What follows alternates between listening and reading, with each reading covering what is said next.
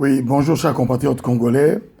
Jim Djunga, Podiapolo Pene Djunga, vice-président de Unique France. Nous sommes avec le docteur Georges Aloula pour apporter les changements dans le Congo.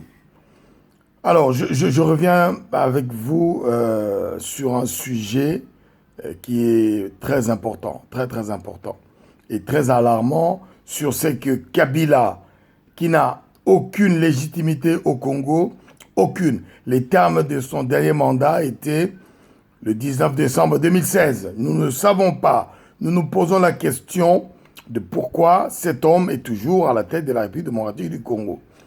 Nous avons beaucoup échangé aujourd'hui. Je viens sur un sujet que vient de mettre sur presse l'agence Ecofin. Hein?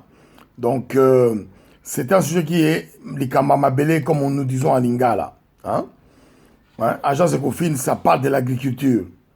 Et la chose qui est un peu bizarre, c'est que nous apprenons que l'ambassadeur rwandais au Congo, qui s'appelle Jean-Baptiste Habyarimana, au cours d'une audience avec le ministre congolais des Affaires foncières et du domaine public, Pierre Mabiala,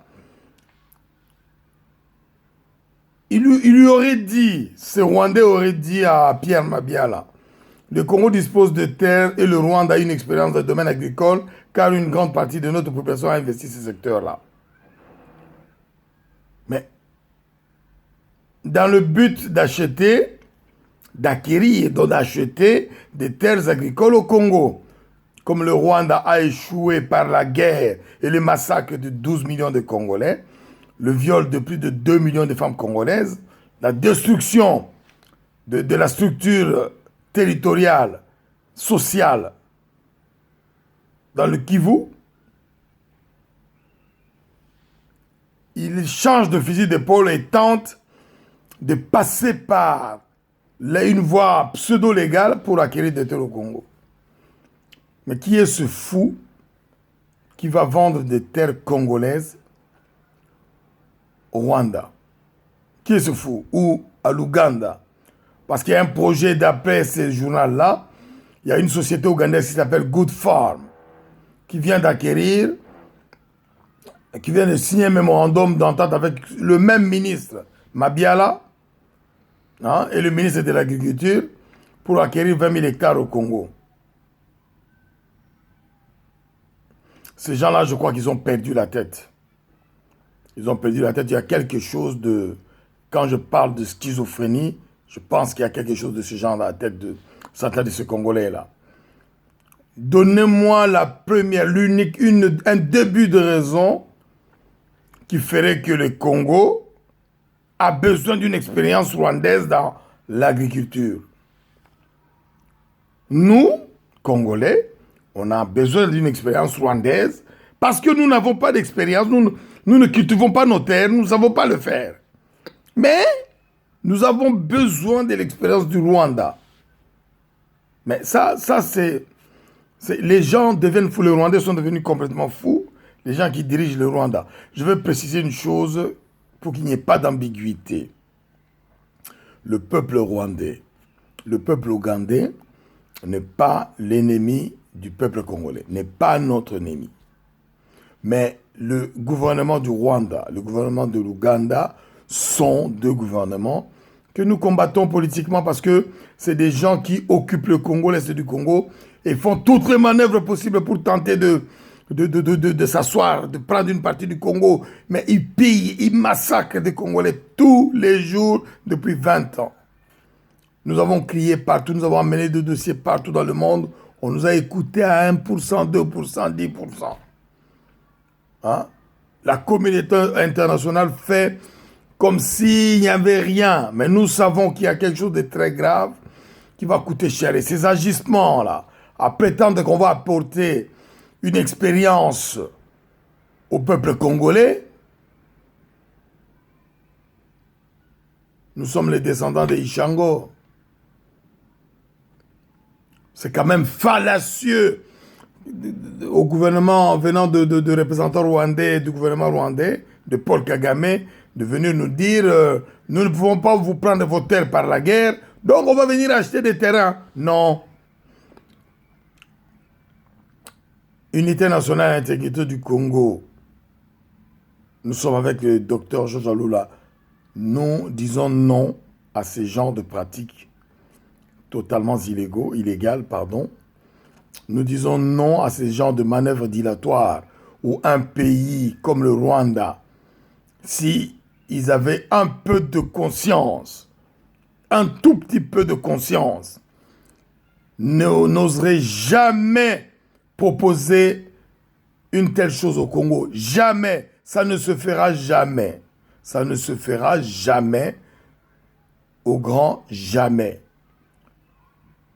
Hein? La seule chose qui se passe, qui est la réalité là, est que, rappelez-vous, le Rwanda a voulu organiser une réunion pour discuter des frontières.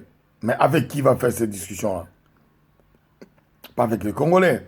Cette réunion-là a échoué. Et nous vous avons dit, peuple congolais, nous avons tous les moyens juridiques, judiciaires, tous les moyens légaux.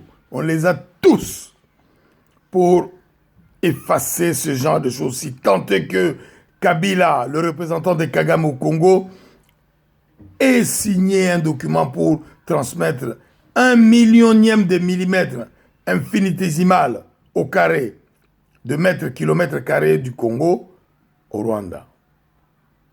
Pareil pour l'Ouganda. Donc tout acte de ce type qui sera signé entre le gouvernement congolais, je vois le nom de Pierre Mabiala, qui est ministre des Affaires foncières et du domaine public. Tout acte qui sera signé de ce genre-là est caduque et non avenu. Nous prendrons les juges congolais dans la souveraineté totale pour annuler ça et annuler ça définitivement. Si quelqu'un a tenté de faire cette magouille, il est devenu construire quoi que ce soit au Congo, lui et ses pièces vont être renvoyés dans son pays d'origine, le Rwanda. La fameuse Good Farm sera fermée et retournée dans son pays d'origine. Le Congo n'a pas vocation à vendre des terres agricoles. Le Congo n'a pas vocation à vendre des terres agricoles. C'est notre position. Unité nationale et intégrité du Congo. Nous sommes avec le docteur Georges Alula. Le Congo n'a aucune vocation à vendre des terres agricoles à qui que ce soit. Toutes les manœuvres dilatoires de ce genre que le gouvernement Kabila, depuis 20 ans, aurait fait, seront mis devant la justice souveraine du Congo et annulées. Le Congo n'a pas vocation à vendre des terres agricoles à qui que ce soit. À qui que ce soit. Et nous mettrons ce point-là dans notre constitution, qui va être un point marqué avec le fer, béton armé. Personne ne vendra des terres agricoles du Congo à qui que ce soit. Et donc, ces manœuvres que je vois là, annoncées par l'agence Ecofin, on le condamne fermement. Et nous disons aux dirigeants rwandais qui prétendent nous apporter une expérience, nous disons gentiment, nous n'avons pas besoin de cette expérience-là, nous avons les nôtres. Si nous sommes aujourd'hui, si Léopold n'a pas pu vider le Congo, si la colonisation belge n'a pas pu vider le Congo, nos ancêtres ont toujours été là et ont permis qu'on soit aujourd'hui 80 millions d'habitants. Le Congo aura 120 millions d'habitants en 2033. Ces terres-là sont disponibles pour tous ces gens à venir. Et le seul fait que vous essayez de profiter de cette situation-là, c'est parce qu'il y a une occupation. Et vous vous rendez compte que nous ne lâcherons rien. Nous ne lâcherons rien. Nous nous battrons. Et là, ceux qui vont faire ces manœuvres-là, là, nous aurons vraiment la guerre totale. Totale. Pour le moment, nous disons, nous condamnons fermement ce genre de manœuvres dilatoires et nous n'allons pas arrêter quoi que ce soit. Tous ceux qui seront les signataires de ce genre de manœuvres passeront devant la justice, quoi qu'il arrive. Et les pays qui feront ces actes-là verront ces actes-là annulés.